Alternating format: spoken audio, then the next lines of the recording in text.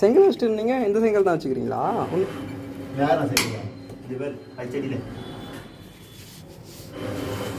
அச்சடியில் ஒரு வெட்டுமே எந்த அளவுக்கு அடிச்சிருந்தா வெட்டுமே பெண்டாயிரும்.